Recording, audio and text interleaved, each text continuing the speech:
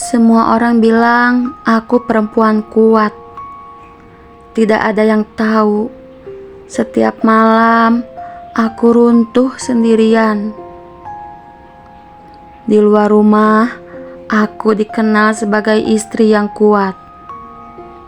Aku selalu tersenyum di depan tetangga, menjawab pertanyaan dengan nada ringan, seolah hidupku baik-baik saja.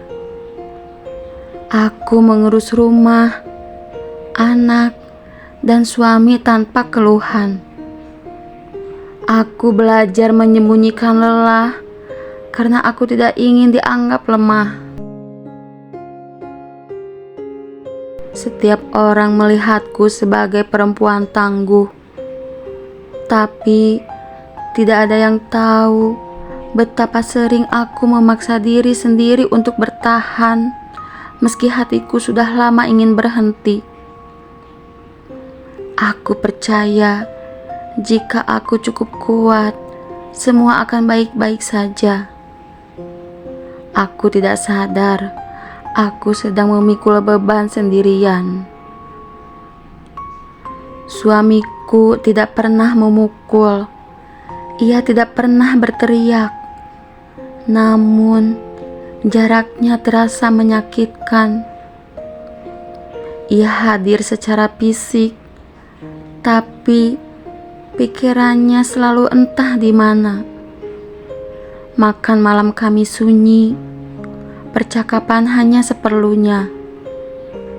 Aku mencoba mengajak bicara, ia selalu bilang lelah. Dan aku selalu memilih mengalah. Aku mulai meragukan diriku sendiri. Apakah aku terlalu banyak menuntut? Atau aku memang tidak lagi cukup berarti?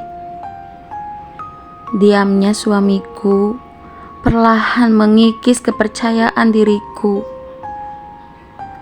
Setiap malam, setelah semua tertidur, aku duduk sendiri di ruang tamu.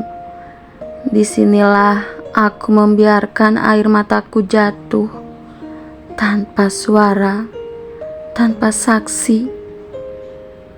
Aku bertanya pada diriku sendiri, sejak kapan aku harus kuat sendirian? Sejak kapan aku berhenti menceritakan lelahku? Aku tidak ingin anakku melihat ibunya rapuh. Aku tidak ingin suamiku merasa terbebani. Akhirnya, aku memilih memikul semuanya sendiri. Dan setiap malam, aku kehilangan sedikit demi sedikit diriku. Suatu hari, aku menatap cermin lebih lama dari biasanya. Wajah yang kulihat terasa asing. Aku masih di sini, tapi aku tidak benar-benar hidup. Aku sadar, menjadi kuat tidak seharusnya membuatku kehilangan diri sendiri.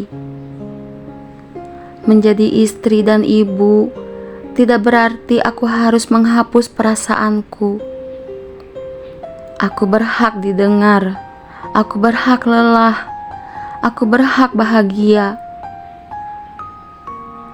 Kesadaran itu tidak membuatku langsung kuat, tapi cukup untuk membuatku berhenti menyalahkan diri sendiri. Aku masih belajar menjalani hidup ini. Aku masih belajar memperbaiki. Tapi satu hal yang kini kupahami, menjadi kuat tidak berarti menahan segalanya sendiri. Dan menjadi perempuan tidak seharusnya selalu mengalah. Jika kamu sedang berada di posisi yang sama, tolong dengarkan dirimu sendiri. Karena kehilangan diri sendiri adalah luka yang paling sunyi. Pesan dari cerita ini adalah kuat itu bukan soal bertahan terus, tetapi berani jujur pada perasaan sendiri. Terima kasih sudah mendengarkan cerita hati Indonesia. Jika cerita ini bermanfaat, silakan like dan subscribe.